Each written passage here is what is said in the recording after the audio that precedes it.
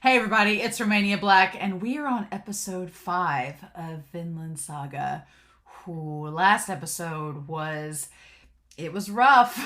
It was rough, but you knew it was coming, and that made it hurt all the more. I feel like the first 4 episodes of this series are going to be episodes that I look back on by the end of this season and be like, that's where we're going to come full circle. I feel like the manga goes beyond this season, and season 2 is on its way. So clearly the end of this season is going to be like the ending point. But I feel like a lot of things touched on in episode 4 as we went through that discussion last week. I feel like a lot of those themes, a lot of those discussions, the confrontation between Askeladd and Thors, it's stuff that's going to come back throughout the entire series, because when Askeladd was on that boat there at the end, he was still thinking about everything. So you know that Askeladd's going to come back to thinking about whatever Thor said, and especially if Thorfinn is on the other boat, you just know it's all going to come back, right? It's just stuff it's going to come full circle. It's a narrative choice. Askeladd clearly respected Thors, and so it's a narrative choice. It's going to be the themes of the last episode and the themes of everything Thors represented, especially to Thorfinn. They're going to keep coming up as the series goes on. I just have that feeling, and so it's going to be interesting to see what all ends up tying back around, coming back up again in conversation, coming back up again with Thorfinn, coming back up again with Askeladd, coming back up again with Leif. Like, what's going to keep on resurfacing from Thors? What legacy will Thors have left behind as we move forward? So I didn't have very many comments for this episode. Edgar on Patreon left mainly the comments that I want to talk about. First and foremost, I'm not going to get into spoilers for any other series, but Edgar made the comment of thinking that the character Eren Yeager from Attack on Titan might have been influenced by Thorfinn just a bit. And I will say, without spoiling anything, that Thorfinn and Eren have very similar beginnings, especially from the events of last episode. I can see the connection. The anger and rage that Thorfinn has at his father dying is very similar to the same anger and rage that Eren has in that series for similar reasons. I would argue, though, the biggest difference, and what I appreciate about this series, honestly more than Attack on Titan, is that we get Thorfinn and his parents' relationship established in these first 4 episodes, specifically with him and his father. We get Thorfinn and Thor's relationship established, how they agree and disagree with one another, how Thorfinn looks up to his father but doesn't quite understand him, how he considers his father a warrior but doesn't understand why he won't kill people. Like, we take 3 episodes to build up Thorfinn's relationship with his father, what he thinks about him. And then episode 4, that's when the catastrophic event happens that tears Thorfinn's world apart and makes him question everything that his father has told him all these years and everything else in his world. Whereas, without spoiling anything, if you watch episode 1 of Attack on Titan, you'll know we don't quite get that same amount of time devoted towards Eren and his parents. Things in episode 1 just happen, and suddenly there's a cataclysmic event that sets things into motion. Whereas this series, it is a little bit more of a slow burn, but it takes its time. And I feel the weight of Thor's death much heavier than I do some of the events of episode 1 of Attack on Titan, just because we've spent this time establishing Thor's presence and how important to the other people in the story that he is, and how he impacts the other people in the story, and how his death is not just going to have a profound impact on Thorfinn, but everyone else in this world that are in his inner circle socially. So I don't know. I feel like this series handles the protagonist's rage, I feel like it's handled a little bit, at the moment, may change my mind, but at the moment I feel like I like it how it's handled in this episode, in this series, with episode 4. I like that when Thorfinn has that rage and that just built up anger and frustration, and he just screams his heart out at Askeladd saying he'll kill him. I felt that, and I felt it was an earned moment for Thorfinn, because it's a 6-year-old kid that just witnessed the loss of the most important person in his life, and we've seen how important that Thors was to him, and we've had that built up, so you feel it and you resonate more with it. Whereas with Eren in episode 1, yeah, you resonate with it because you get it. Like, emotionally, everything that happens in the first few episodes, you understand his motivations and you get it. But I honestly wish we would have had a little bit more time devoted to building up that relationship, and we don't get that like we do here. So that's interesting. I won't spoil anything else. We can comment down below. Just do Attack on Titan spoilers, but please no manga spoilers for Attack on Titan because I've not read the manga. So, but yeah, that's interesting, Edgar. So I'm glad you bring that up. Edgar also brings up that Askeladd was serious in asking if Thors would become the leader. And I was like, yeah, that in hindsight, rewatching, it's like, yeah, for a moment, Thors was like, you could lead us. I feel like Askeladd really has the utmost respect for Thors. And going into this whole mission that he's been assigned, because he was assigned to kill this guy by Floki. And I feel like Askeladd going into this was thinking, okay, Floki asked me to kill this guy Thors. What kind of guy is he really if he's somebody that knows Floki? Like, I feel like that was the vibe that Askeladd was putting off, being like, because I don't think Askeladd thinks much of Floki, like, as far as honor goes. Like, Floki may be an incredible warrior, but I feel like as a person, Askeladd doesn't respect him. And so he was like, oh, well, if you're friends with Floki, what kind of person can you be? And then he met Thors and was like, oh, this is why Floki doesn't like you.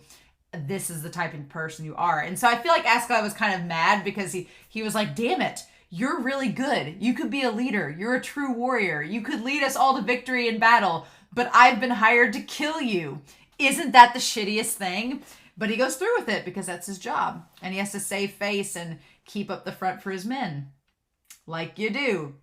But I feel like his impression of him wasn't what he was expecting. And it was like a pleasant surprise for Askeladd. He was like, I did not expect to be wowed and impressed by this man that Floki asked me to assassinate. Mm-hmm. And then the last thing is like the facial expressions in this show.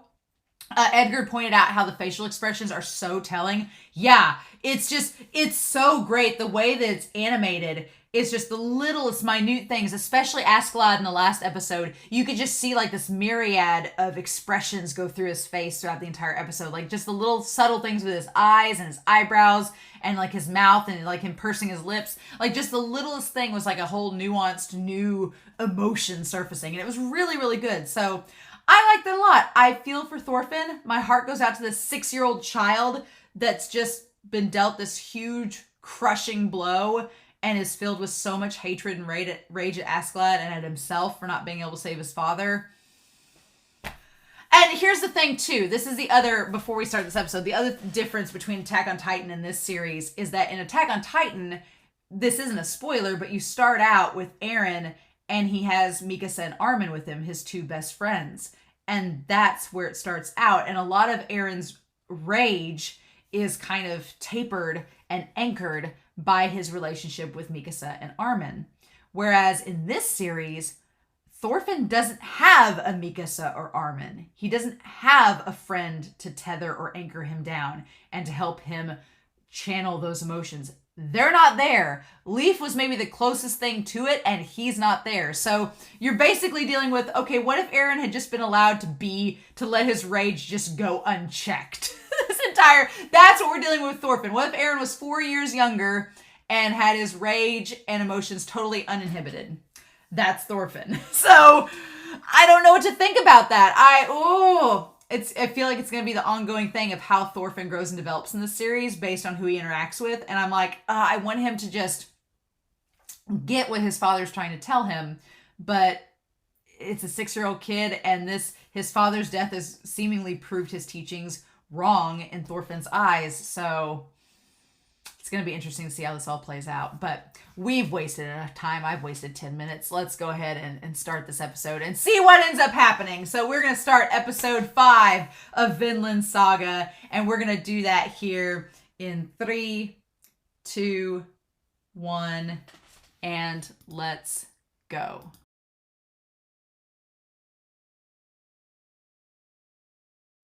So, about that. Oh, this episode was great. After what I'm hoping is that once episode 4 kicked in, it's like the ball started rolling and we are starting to go. Because, not gonna lie, the first 3 episodes were fine. I liked the first 3 episodes as setup for this season, for these characters, for this world building. And a lot of you said right from the onset, you're like, the first 3 episodes, you guys were saying this is a slow burn, it takes its time. I really appreciate that. And a lot happens in this episode, but it still takes its time to let Thorfinn process everything that's happened, to go through the motions of what he's going to do, how he wants to get revenge on Askeladd, how Askeladd and Bjorn and the others handle things. We get so many little moments in this episode, and then we take the time to go back to see how Helga and Ylva are handling having Thorfinn missing and losing Thors. This episode does things that are surprising, but they're in character. That's what's really good about it, is that they're surprising things that you're like, oh, I didn't think that was how it's going to go. But then once it happens, you're like, oh no, that's actually really in character for them. Makes perfect sense. Like the whole thing with Ylva, we'll talk about that, makes perfect sense with her character.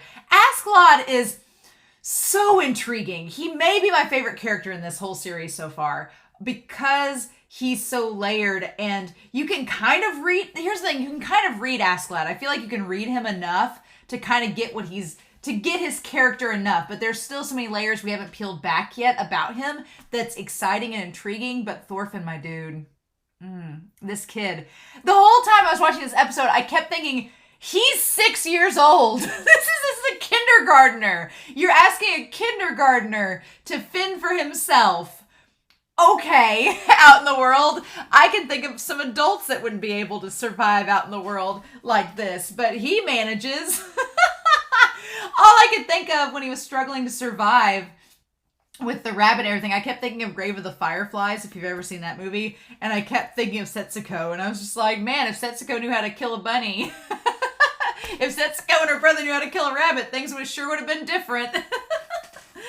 But yeah, no, this episode, the moment it starts with the OP though, that's when you know. When an anime doesn't give you a recap and it just goes straight into the OP, it's like, oh, okay, that's how we're doing this. I see. That's usually a sign it's gonna be a really good episode. What I'm very impressed with and happy with in this episode is that they did not give us a recap. We didn't need to see that.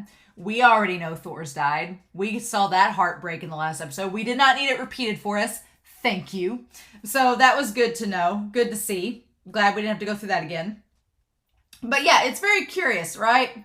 So looking back at this OP, Askeladd has made the promise to him that they'll have a duel again once he achieves something in battle. Okay. And we've set up from episodes 1 and 2 that there's about to be this battle because England is threatening the Vikings. So the Danish king wants to engage in battle. And they were all being summoned to fight. So I have a feeling that Thorfinn's going to volunteer to go if he gets back to Leif. Leif did say he was looking for him, and it seems like Askeladd is leaving him there on the island. So maybe Leif is going to go and find him and bring him back home. Maybe that's what's going to end up happening in the next episode. Because I thought going into this that Askeladd was going to keep Thorfinn around like as a hostage or as like... But Askeladd, he clearly does not want to be burdened with the son of Thors, right? He seems like he's pretty, not torn up about the death of Thors, but he's just kind of feels like it's a waste that he had to die. And so for a second I was like, oh, he'll take on Thorfinn under his wing and train him and stuff. No, Askeladd doesn't want to do that. He doesn't want to be burdened with that. He has too much else going on, and he doesn't seem like, when Thors is like, do you have any wife and kids? And he's like, no, that he doesn't want them, right? So I guess that's a nice subversion that I thought Askeladd was going to take Thorfinn with him, but it seems like he's just going to leave him there on the island. And then I'm guessing Leif is going to find him because he said he was going to go look for him. And Leif has been a seafarer long enough that he would probably know where to look and would be able to find Thorfinn pretty easily, I think. So we'll see. But yeah, we start with the ship, and they're talking about the alcohol being the painkiller and running out of it and being like, are we there yet? Like this pirate crew, they're a crew, right? The place where they're supposed to give us the money.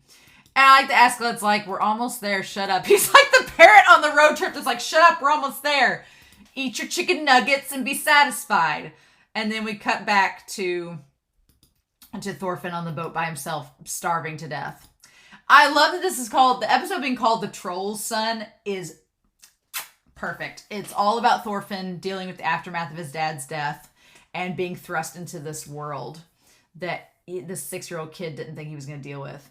And you look at the water barrel, he can't drink out of the barrel because it's salt water. So instead he just wets his lips. It's enough to get moisture to keep him alive, but he can't drink anything out of it. So it's like, ugh, damn it. Like, he's smart enough to know not to do that, not to drink the salt water.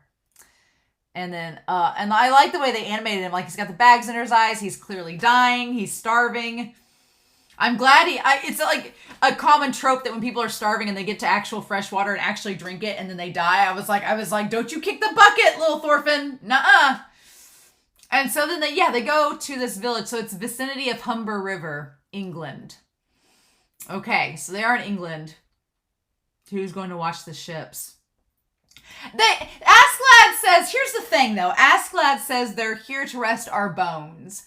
He's like, we won't be long. We can leave the ships unattended. But they're there quite some time. Enough for Thorfinn to learn how to kill a rabbit and, like, practice his sword throwing. So they're there at least a couple weeks. Or at least a week, I feel. I feel like they're not just there a few days. They're there, like, at least a week. So the question is, and I don't think this is it, but a part of you wonders, did Askeladd stick around to see if Thorfinn would survive or not? Like, a part of me is like, did Askeladd keep the troops there just to see if Askeladd would live long enough? Did he do it out of curiosity?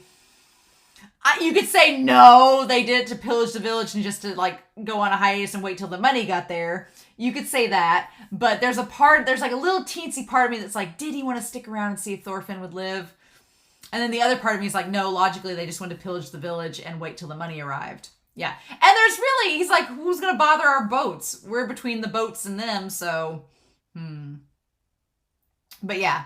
And I love the transition of Askeladd yawning and being like, oh, I'm just kind of bored with it all. And then you have Thorfinn, on the other hand, who's like panting, like wanting water and to survive. So it's a great transition between those two characters. I really like how that's done. But yeah, our poor boy, like, a lot of this episode is just this 6-year-old child starving to death and then struggling to pick up the pieces. So he's like all alone. His family's not here. He's starving. His dad has just died. The man that he's killed is at large and roaming around. And then here's one thing though. None of the men that are there, none of them outright just try to kill Thorfinn. As much as they are Vikings, it's almost like they honor Thorfinn because he's Thor's son. They're like, oh, we won't bother this kid. He's Thor's kid. We respect Thor's. We'll let him go. But they don't try to instantly kill him, right? Which is something. And Askeladd makes the comment, I don't make a habit of killing kids. So he does have standards. Good to know. Good to know our man Askeladd is not a kid killer. Great. But yeah, it's Thorfinn, like, he's cried enough over his dad's death that he's now he has some tears in his eyes when he first drinks the water, but then it's like, gotta find food. Like, he's so busy trying to survive that he doesn't have time to grieve anymore. He's like moved on from the denial into the whole, like, just accepting and anger stage put together. And that's kind of a nice tie-in to Ylva, because Ylva at first, she's too busy to really grieve. And then when her mother makes her, like, stop what she's doing and, like, process, then it hits her all at once, right? But yeah, so originally when we see all the bomb, like, explosions and everything that Thorfinn sees, I thought that it was an ambush. I thought that, because Bjorn kind of makes the foreshadowing of being like, well, who's going to guard the ships? And Askeladd's like, we don't need anybody to guard the ships. And Bjorn's like, okay. I thought it was going to be foreshadowing that somebody was going to attack the ships and kind of ambush them. Because I wouldn't put it past Floki. To, like, double cross Askeladd and try to get rid of him now that Thors is out of the way. And just to make sure that it didn't get back to the Danish king that he hired Askeladd to assassinate him. I wouldn't put it past Floki at this point to do something slimy like that based on what we know about him. So I wasn't going to be surprised if there had been an ambush and somebody had, like, tried to attack Askeladd and his men instead of giving him the money. Would not have surprised me in the least, but that's not what happens. They are honorable to their word somewhat, right? But Thorfinn sees the fire and sees the Vikings pillaging the village. He's like, don't let anyone get away. We're going to have trouble if this gets out. So Askeladd's like, okay, if we're going to pillage this village and take it as our own for a week or two, we can't let anybody run off and tell them that we've invaded. So just get rid of them. And then there's this guy who looks like he might be, he has the very stereotypical, I don't know. He has like the big ears and his eyes go in different directions, but he has a small mustache. I don't know. He reminds me of like a stereotype of a Chinese character, perhaps. He clearly seems like he's Chinese or Japanese, or he's of Asian descent that's here, but he has the eyes and ears that's able to detect someone from afar. He's able to see someone. Interesting. And he says 2 on the right. And he's the guy pointing out the guys for them to shoot arrows at. Like, there's people trying to get away, and they fire him in the dark. And then the people are just, like, eating the meat. Like, the village, dragging some woman off to, like, rape her. Like, what the hell? There's bodies dead everywhere. And then there's that guy that's sitting there laughing in the fire, right? Laughing at the flames. Like, just like a symbol of the Vikings' conquest, right? And it cuts straight from that to Thorfinn seeing the fire. And being like, oh, this is what Vikings do. Okay. Because he wouldn't know that from back home. He's like, we didn't raid villages and light them on fire and do all these things. No. So it's like a 6-year-old's first impression of a Viking raid on a town, right? And he's 6 years old. He's super impressionable. So this is him witnessing all this for the first time. And it's interesting. But yeah. And then we cut to the fire and the aftermath. And him, like, with the little knife going through town. And at this point, like, everybody's passed out. They've all drank. They're, like, got their food. The fire's still going. And he's like, I'm just looking for Askeladd. And this kid's, like, running on empty. He's had no food, barely any water. There's a man, like, passed out. And there's clearly a woman there that he's had his way with, like, in the hay. And he goes past them. And then this one guy, these two bros sitting here having the most Viking bro conversation. And then the guy ate it. He didn't even know what it was. Like, I love that that's their Viking bro conversation. But then he manages to go find the house, the cottage that Askeladd's in. And if you notice, the bed beside him is empty. And I'm assuming that was Bjorn's bed. I'm assuming. It was either Bjorn or a woman. But the woman's gone, right? And then he's like, I've got the knife. I could go in there. And he looks around. And that's when he sees the sword, which is bigger. So he goes with the sword. Because the sword lets him be at a distance, right?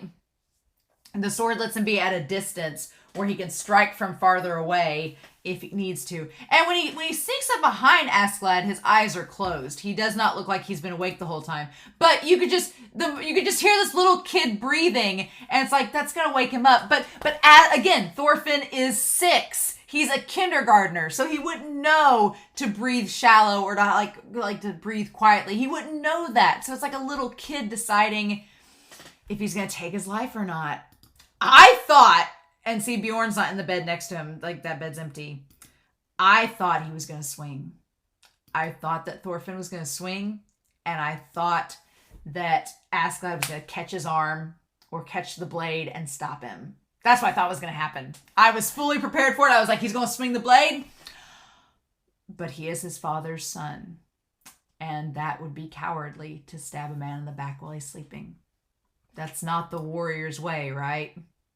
Oh, it's not the warrior's way to do that. And so he can't do it. I want to take a picture of Thorfinn with that look in his eye. Oh, he can't do it. He wants to. He gets real close a few times. But then, it's like that moral code that his father has instilled upon him. Like, everything his father has taught him is like embedded into his system. And he's like, I can't attack this man while he's sleeping. That's not honorable. It's not a warrior's way, right? And so he leaves. And then we see that Askeladd was awake. And he's just like, and all he does is yawn. He's just like, So it's funny. It's funny. Askeladd is contemplative. He's like, okay, there's this kid. He's the son of this man I deeply respected and killed in battle. what do Vikings do, right? And there's a part of me that thinks he'd be like, I want this kid to get stronger because he's Thor's kid, and it's what Thors would want. But he's also like, I'm not going to be this kid's uncle. Like, I do appreciate this story taking a very realistic approach in that this guy did respect Thors in battle, and he did like think he was an honorable man and gave him the utmost respect, but he ain't gonna become Thorfinn's like kind uncle that's gonna take him under. He's not Piccolo from Dragon Ball Z, right? Askeladd is like Piccolo from Dragon Ball Z, kind of. Thorfinn's kind of like Gohan, just a wee bit. If you've ever watched Dragon Ball Z, Goku and Piccolo and Goku were rivals though. And Goku dies, not by Piccolo's hand. Well, kind of. Piccolo inadvertently causes his death. And then Gohan is scooped up by Piccolo and taken to be trained to fight this oncoming threat. So, oh my god, yeah. So you have, in Dragon Ball Z, you have Piccolo taking Gohan to train and get stronger so he can face the oncoming threat. And his father was this amazing warrior. And here you have Askeladd, who, there is an oncoming threat that they're preparing for, and Thors has died by his hand. But he is not Piccolo. He is not going to scoop Thorfinn up and go train him on a mountain under the moonlight. Like, that's just not going to happen. That's an amazing, though, comparison. I kind of love that. I like Piccolo a lot in Dragon Ball Z. Maybe that's why I like Askeladd a lot. Yeah, no. Now I want to take clips from Dragon Ball Z Abridged and just put them to scenes from Vinland Saga. Someone get on that. I need this. I need Askeladd screaming moon as loud as possible. But yeah, I like that Askeladd was like, okay, this kid didn't try to kill me in the middle of the night. He's better than maybe I expected. He may be somewhat honorable. This 6-year-old child. I just still can't get over the fact that this kid's 6. Can't get over it, right? Even Aaron was like 10 or 11, right? When the events of that series started. And so we cut to these people being hanged. They're basically just getting rid of all of the villagers. And just all the villagers that they killed. And so Askeladd, he yawns a lot. Little oxygen deprivation. And then Bjorn's like, what happened? Did you have a hard time falling asleep? And then that's when he says, there was a noisy little fly in my room. He's like, a fly? And that's when Thorfinn challenges him. A survivor. It's the son, the troll of Jom's kid. They all know who he is. Yeah. And they're in too much trouble for the early morning. Like, they didn't want to be bothered by him. And he's like, this is revenge for my father. I challenge you to a duel. And they're all like, okay, kid, so scared, let's go. Like, they don't take him seriously. And then Bjorn's even like, what are you going to do, Askeladd? You going to fight this little child? And he's like, this is what a pain. So yeah, it does not go well the first time around. And he tells Thorfinn that he knew he was there. And he says, I'm the son of Thors. And he looks back at his dad, like how honorable he was in the moment. He's like, I'd never do something so cowardly. And then he's like, and so they tell Askeladd to kill him. And Askeladd's like, okay, you think you're a warrior. Yeah, come at me. All right, I like the Askeladd in his own way.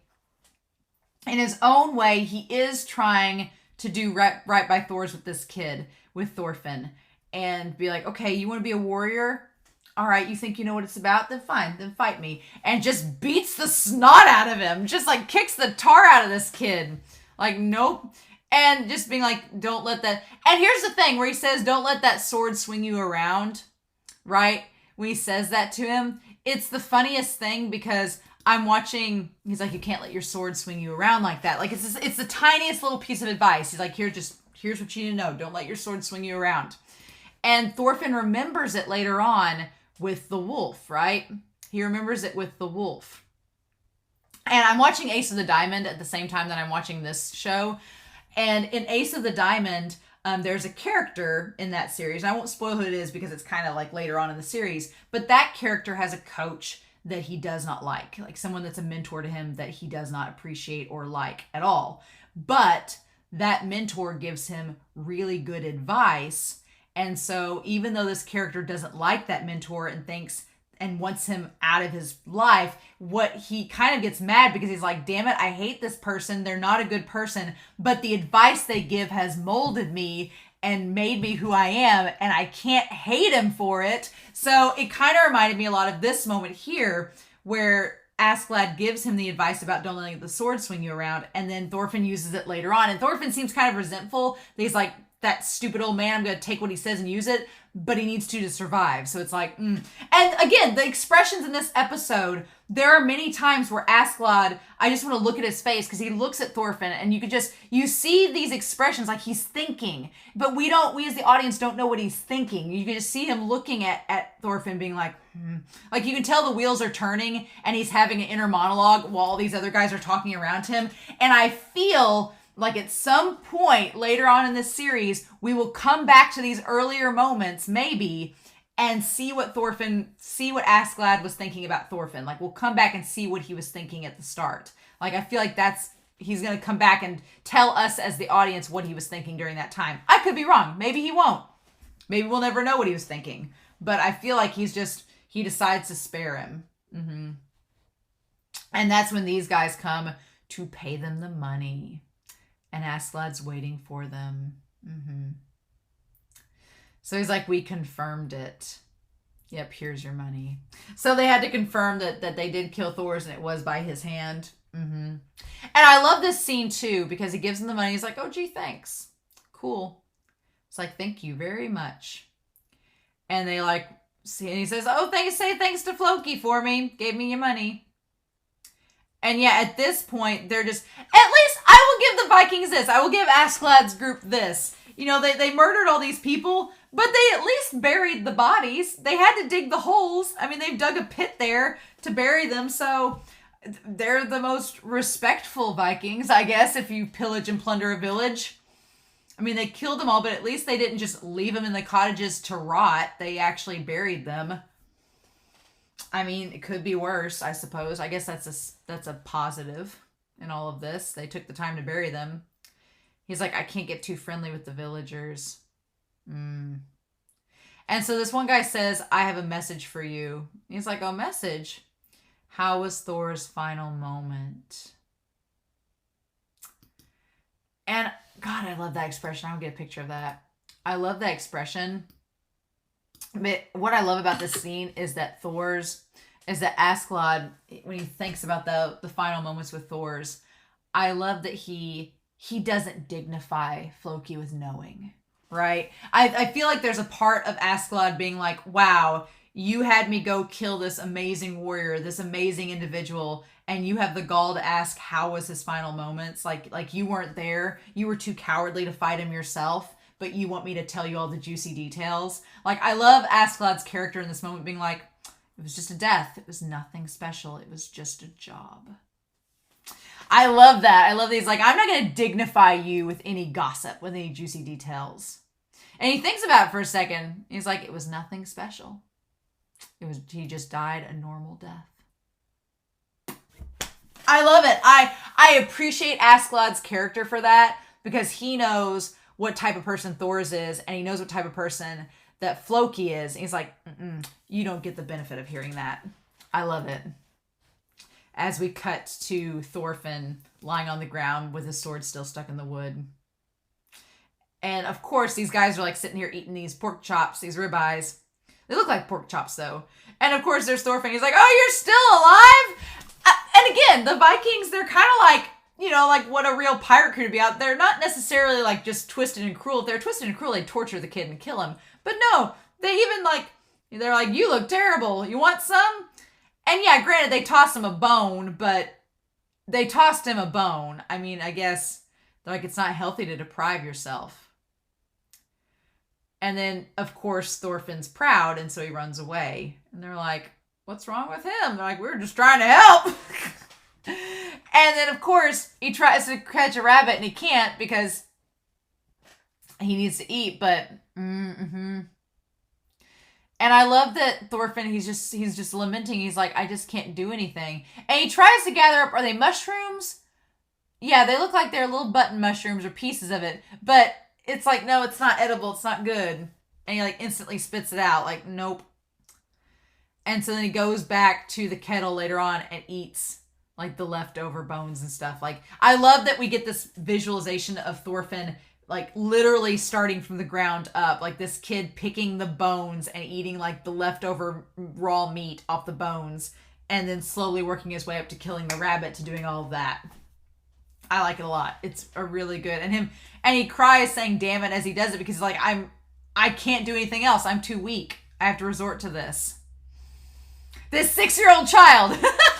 I'll keep saying it till the end of time. But they brought back the broken sword of Thors and all of his clothes and everything, saying he sacrificed, and brought back all of his gear. My words cannot express how sorry I am. And the thing of it is that I'm not surprised, I guess, by how Ylva initially reacts. Like, Ylva and Helga, how they initially react is very much in character, because Ylva's always been this headstrong, like, go-get-him character, and she's just like, it's fine. It's like, it's okay. Like, he's already dead. No one can do anything about it now, and crying will just make you hungry. And they're like, oh. I love these boys are like, what? And even Helga's like, and she's like, it's time to get back to work. That's the thing. I understood why Helga didn't cry, because she's the daughter of like the general of the Vikings. So she knows how risky their life is. I think she knew when Thors left that there was a very good possibility he wasn't coming back. So she had mentally prepared herself. But with Ylva just immediately dives into like, oh, there's stuff to do. We don't have time. That's the thing. If you've ever lost somebody really close in your family, then one thing that can help get you through that grieving process is just staying busy. I know for me, if I've lost a close family member or a friend, I'll be like, I just need to keep myself busy, because then you don't have time to think about it. You can slowly like process it as you work, but you're so busy you can't just stop and get consumed by the grief of it all. You can just like let it slowly process, and then it'll hit you.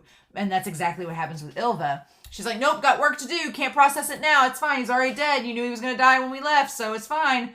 And Leif's like, I'm going to find Thorfinn no matter what. I'm actually amazed at how they handle it. And Leif says, no matter how many years it takes. I don't like that. I don't like that phrase of how many years it takes that he's going to go find him. I thought that, Leif would go find him like in the next episode, but I don't know. I don't want Leif to be looking for him for years, but I don't know what's going to happen now. But yeah, and Ylva says she thought he'd never live a long life anyway. It's hard having a strange dad like him. And all the other people are like, are you okay? Because your brother's missing, your dad just died. Are you fine? And she's like, no, I'm great. I'm busy now that all the men are gone. And they're like, Ylva, it's okay to grieve. And she's like, nope. And she's just like her father, like carrying all of this weight and all of this on her shoulder. Like, she's just like Thors. Girl is strong. And she brings her mom food, and she goes take care of the sheep. She does all those things. It's only when she is weaving and stuff that she knows. And then they spear the whale. They go whale hunting, and she throws a spear. Like, she just keeps herself busy for the village. And she's like, maybe I should get a husband, ha ha ha. And then that's when her mom's like, it's okay. Just let it go. Like, you can stop now. And that's when she like does all the crying, and then it all hits her like as a wave. Like, you knew as soon as Helga grabbed her hand that she was going to start crying. You're like, yep, all that emotion's going to hit her at once.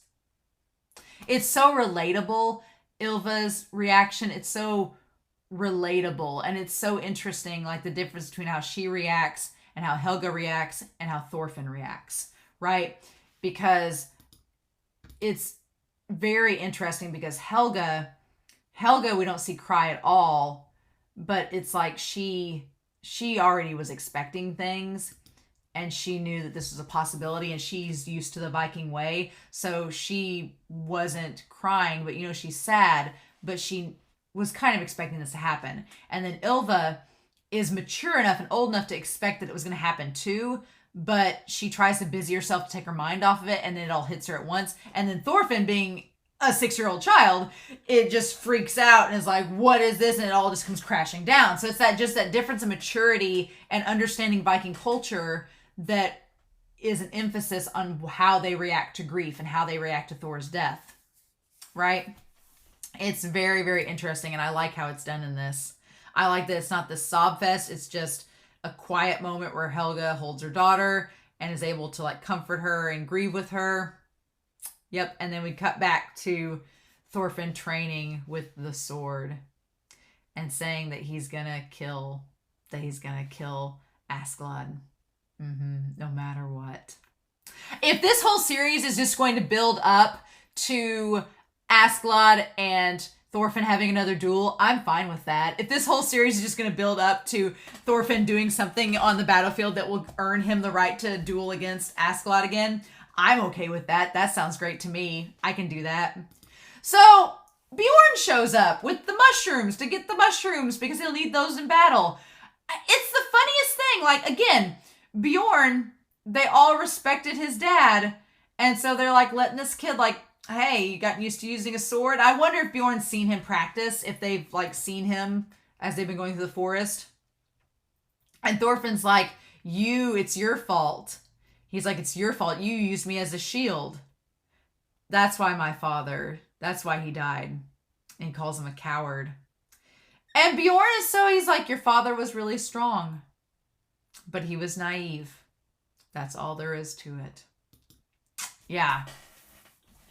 That he's like, your dad thought that we'd do something and we did not. And he suffered for it. He doubted our conviction, and that's all there is to it. Or maybe he knew we were going to kill him all along. It's just Bjorn's just like, no, this is just the way things work. Your dad just died because that's how it had to be. And he's like, I have nothing against you. I have nothing against your dad. That was just part of our job. And of course, Thorfinn, being a kid, is like, don't make fun of my dad, and charges at him.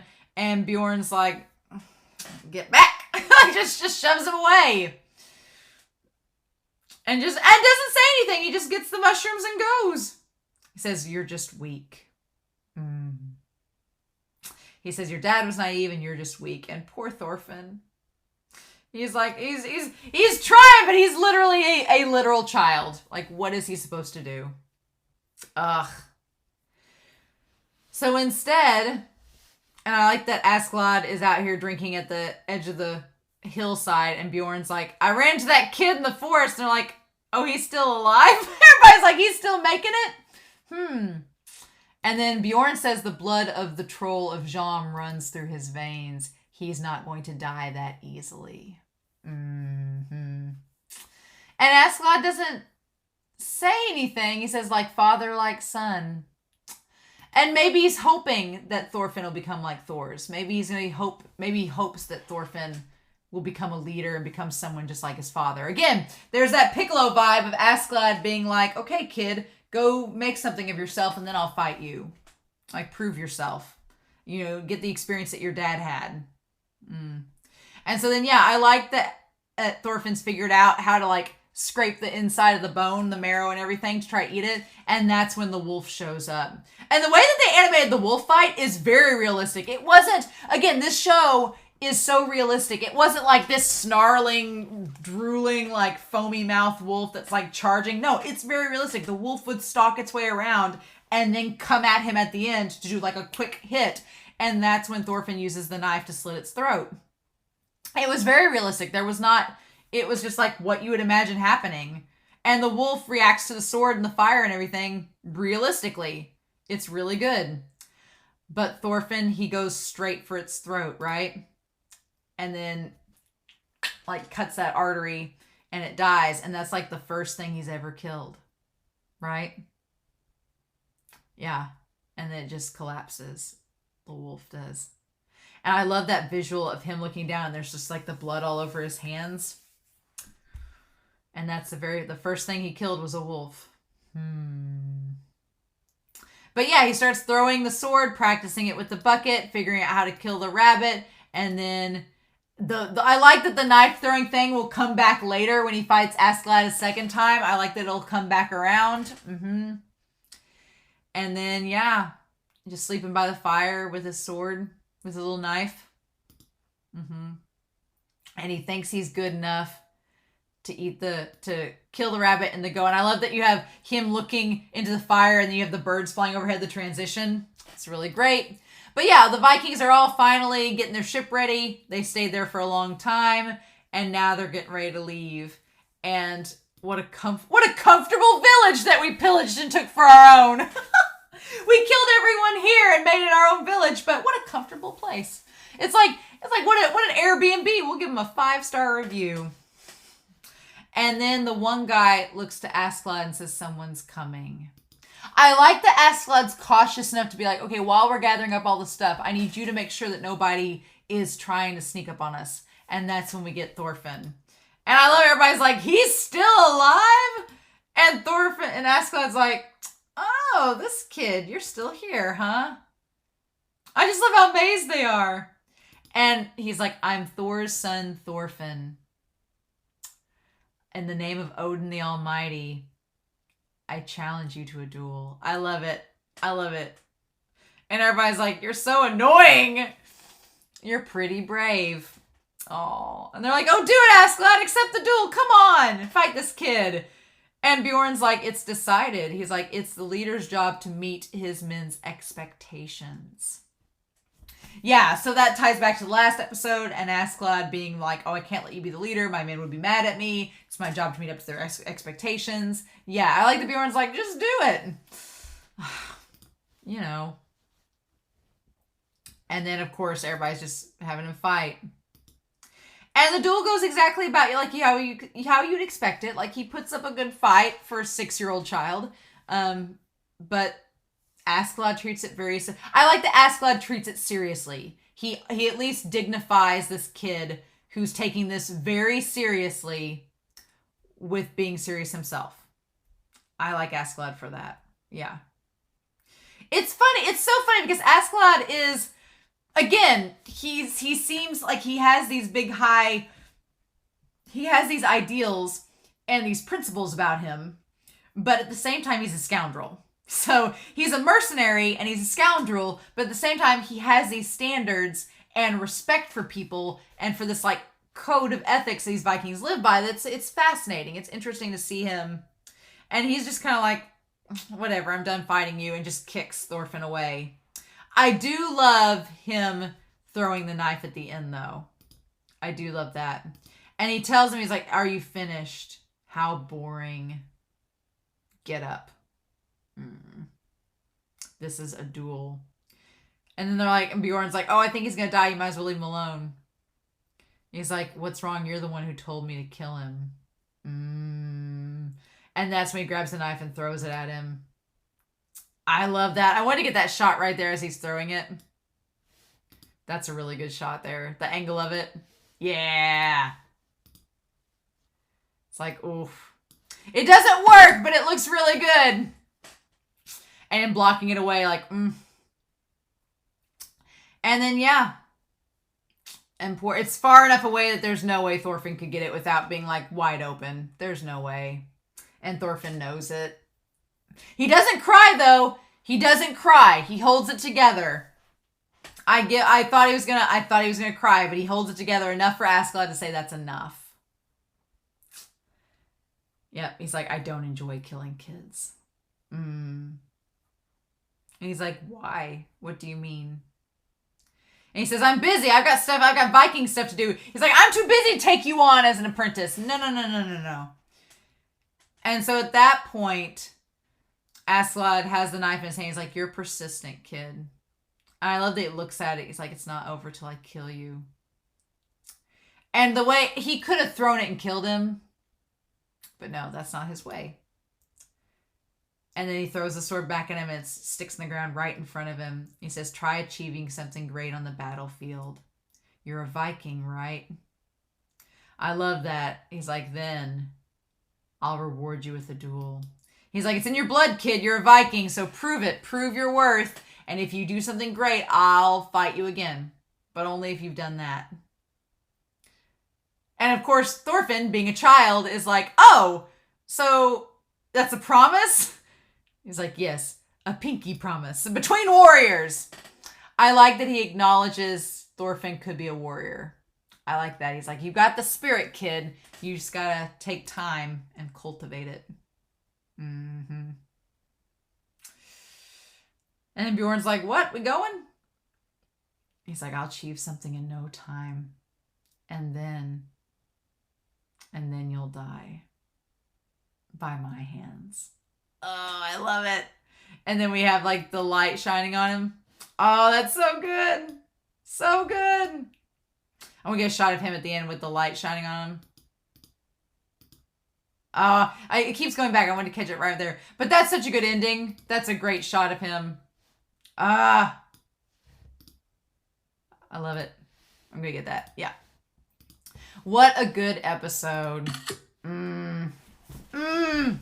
Askeladd continues to be interesting. Bjorn's interesting too. Bjorn's a little bit more. I'm surprised that Bjorn comes across in this series when we first meet him as kind of like a meathead, and maybe he is still, but he at least is respectful the same way that Askeladd is. That they are respectful to a degree. But I really like his character so far. I really like Askeladd. Askeladd's probably my favorite out of this so far. He's interesting. And then I am glad that this episode did not have Thorfinn just be a little rage monster the entire time screaming about killing Askeladd. He actually is working to do something and to learn skills and to cultivate what he knows and to develop that. He's not just running around screaming, I'm going to kill you. He's actually doing something about it. It's just a shame that he's a literal child doing it. But I am glad that that's been the development with his character in this episode. I was really worried at the end of the last episode that it would just be like total rage Thorfinn, but this is a little bit more nuanced than that, and I really like it. I like the scenes with Helga and Ylva. That was really great. I liked all of that. Leif's going to try to go find him. I wonder if that's going to happen next episode.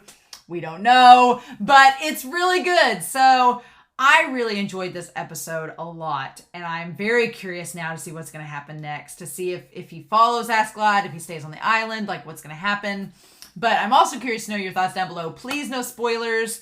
Please no clues or hints. Please no spoilers. I'll figure it out. I know I may end up watching a little bit ahead because I'm going to be out of town in the next week or so for a weekend, so I may go ahead and rewatch a few episodes ahead just to see what happens. Because I can't wait, but I'm curious to know your thoughts down below, what you guys thought of the episode, and what you guys think of the series so far. So, I hope y'all have a wonderful week.